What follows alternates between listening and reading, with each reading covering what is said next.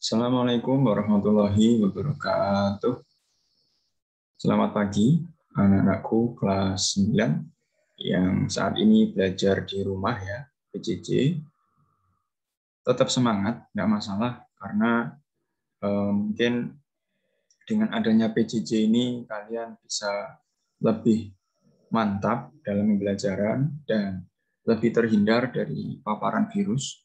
Namun harapannya secepatnya nanti kita semua kelas 9 yang boarding maupun full day bisa segera mengikuti pembelajaran tatap muka di sekolah. Seperti itu ya.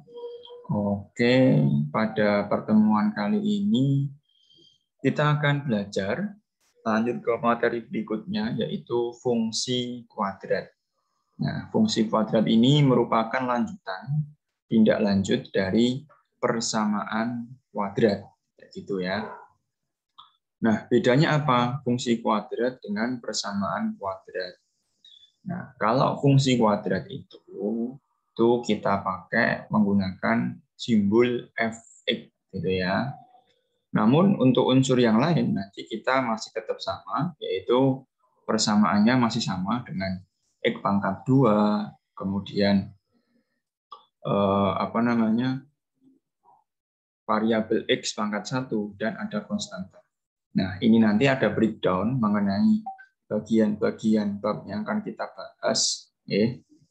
Nah, di sini nanti ada fungsi kuadrat, yaitu mengenai pengertiannya, lalu ada sifat-sifat grafik.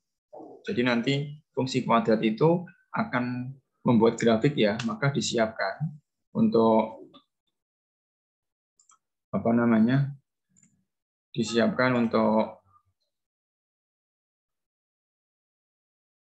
kertas stringin ya. Nanti kalau kalian pakai kertas yang biasa garis, maka ya nanti biasanya harus buat grafik dulu, buat garis, sehingga nanti bisa digunakan untuk membuat titik koordinat. Dan nanti persamaan grafik fungsi kuadrat. Lanjut.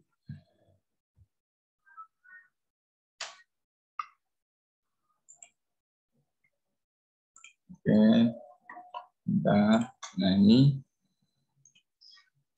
Nah, ini adalah fungsi kuadrat, bagian-bagiannya. Yang pertama adalah nanti kita mempelajari mengenai bentuk persamaannya, bentuk persamaan fungsi kuadratnya. Ya.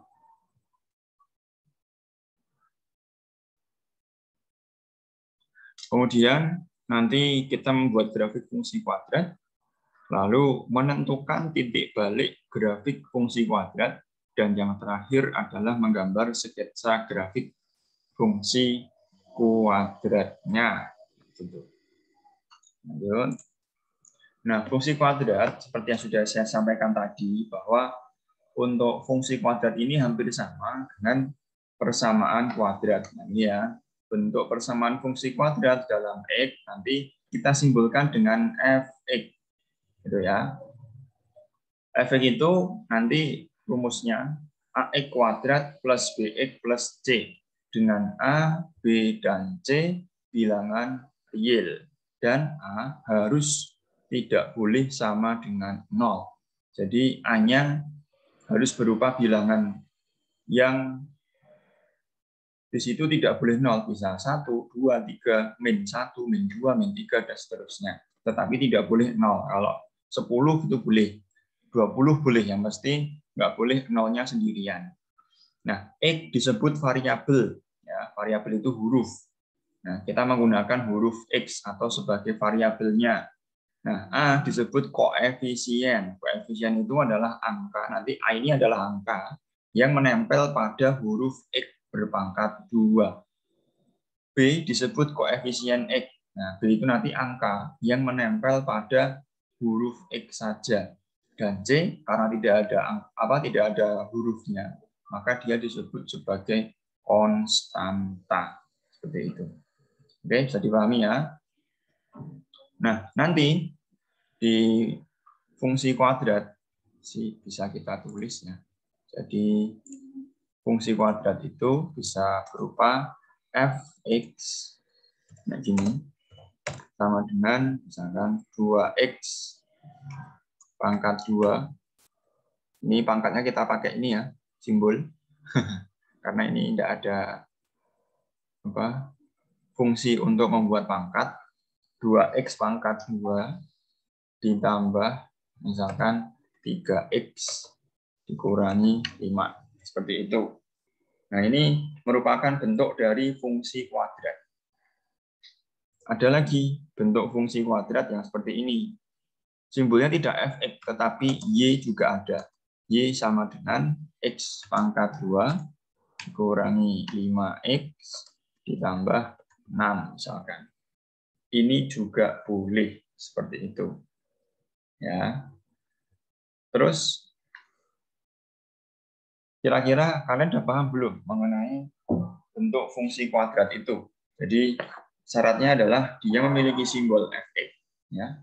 Kemudian ada x pangkat 2, terus kemudian x pangkat 2-nya harus ada koefisiennya, tidak boleh hanya 0, nggak boleh. Ya. Seperti itu contohnya. Bisa dipahami ya. Ini untuk fungsi kuadrat. Sebentar, ini kita pindah.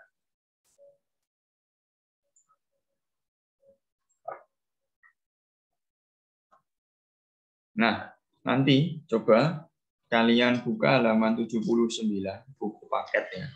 Buku paket matematika di halaman 79.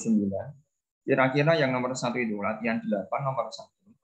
Yang merupakan fungsi kuadrat itu yang mana? Nah, dari A sampai G, nanti coba ya. Kamu tulis di buku, kira-kira yang merupakan fungsi kuadrat yang mana saja. Seperti itu. Nah, terus kemudian selanjutnya,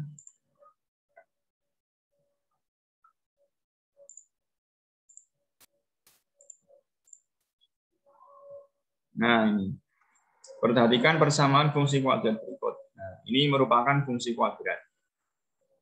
Kenapa? Karena ada fx terus x pangkat 2. Nah, dia memiliki A sama dengan 1. Loh Pak, di sini kan nggak ada angkanya. Iya, karena kesepakatan dari ahli matematika sedunia, itu ketika ada sebuah huruf atau variabel tidak ada angkanya, itu 1 angkanya. Ini berarti B-nya 2, C-nya min 3. A-nya berapa ini? Min 3, B-nya min 4. Loh, C-nya tidak ada, berarti C-nya sama dengan 0. Lalu 4x kuadrat berarti A-nya sama dengan 4. B-nya ada enggak? Yang merupakan koefisien dari variabel X. Oh, ternyata enggak ada, maka B-nya 0. C-nya min 8, dan seterusnya. Seperti itu. Itu ya. Nah, lanjut ke berikutnya. Ini adalah bayangan fungsi kuadrat. Jadi, fungsi kuadrat nanti memiliki bayangan. Ya. Nah, bayangan fungsi kuadrat ini, coba kita perhatikan persamaan fungsi kuadrat berikut. Dari fx sama dengan x kuadrat plus 2x min 3. Nah, fungsi fx dengan bayangan 0. Nah, kita mencari fungsi fx dengan bayangan 0. Bayangan itu artinya nanti pengganti dari x. Nah, ketika nanti x-nya kita ubah dari x menjadi 0, nanti kita bisa mendapatkan nilai, gitu ya. Maka diperoleh f0 sama dengan 0 kuadrat, yaitu mengganti x. Jadi 0 itu mengganti x-nya. 0 kuadrat ditambah 2 kali 0 dikurangi 3. Maka hasilnya berapa? 0 ditambah 2 kali 0 itu 0. 0 tambah 0 itu 0. Dikurangi 3. Maka diperoleh minus 3. Seperti itu. Nah, dari ini kita memperoleh namanya titik koordinat. Nah, dari titik koordinat ini nanti kita akan memperoleh grafiknya dengan menggabungkan beberapa titik. Nanti akan membentuk sebuah grafik fungsi kuadrat. Nah, ini kebetulan untuk titik koordinatnya diperoleh 0, minus 3. Gitu ya. Fungsi fx dengan bayangan 1. Fungsi fx-nya ya sama ini. X kuadrat ditambah 2x dikurangi 3. Maka x-nya kita ganti dengan 1. Gitu ya. Maka diperoleh 1 kita ganti semua dengan kita ganti semua dengan 1, maka diperoleh 1 kuadrat ditambah 2 kali 1 dikurangi 3. 1 kuadrat hasilnya 1, 2 kali 1 itu 2, dikurangi 3. Maka diperoleh 1 tambah 2 dikurangi 3, maka hasilnya 0. Maka diperoleh titik koordinatnya 1,0. Pak, bagaimana Pak kalau yang lain? Silahkan, carilah. Ya. Misalkan dengan fungsi kuadrat ini, coba cari bayangan dari min 1 berapa. Gitu ya. Terus misalkan bayangan dari 2 berapa. Terus bayangan dari min 2 berapa. Nah, silahkan dicari seperti itu. Nah, Pak, bagaimana caranya supaya nanti bisa menjadi grafik atau bisa menjadi kurva? Nanti minimal kita membuat bayangan ini nanti dari min 3 sampai 3. Jadi min 3, min 2, min 1, 0, 1, 2, dan 3. Seperti itu. Sehingga nanti kalian bisa membuat grafiknya dan akan membentuk sebuah kurva yang nanti akan menjadi parabola. Kayak gitu. Parabola. Loh Pak, parabola seperti apa? Nanti kita lihat setelah kita sampai ke membuat grafik. Nanti kalian akan mengerti sendiri, akan bisa melihat sendiri grafiknya seperti apa. Itu ya anak-anak. Nah, sekarang untuk tugas di rumah silakan dibuka halaman 80 buku paket ya. Nomor 2 dan 3. Silakan diamati, lalu carilah bayangan dari fungsi fx tersebut. Nanti coba nilai nomor 2 dan 3 berapa. Seperti itu. Oke ya, seperti itu ya bisa dipahami ya. Nah, kemudian selain kita mempelajari kurikulum nasional, kalian juga supaya mempelajari kurikulum pondok. Supayanya apa? Supaya nanti kalian hanya sekali dalam sekolah kalian mendapatkan 2 ilmu, ya. Mendapatkan ilmu dunia dan mendapatkan ilmu agama. Maka dari itu ini yang menjadi kekhususan kita, ya, yang menjadi keunggulan kita. Maka Mas Soli ketika di rumah materi-materi boarding yang ada di YouTube silakan bisa diakses, ya. Kemudian bisa dipelajari, kemudian bisa diterapkan.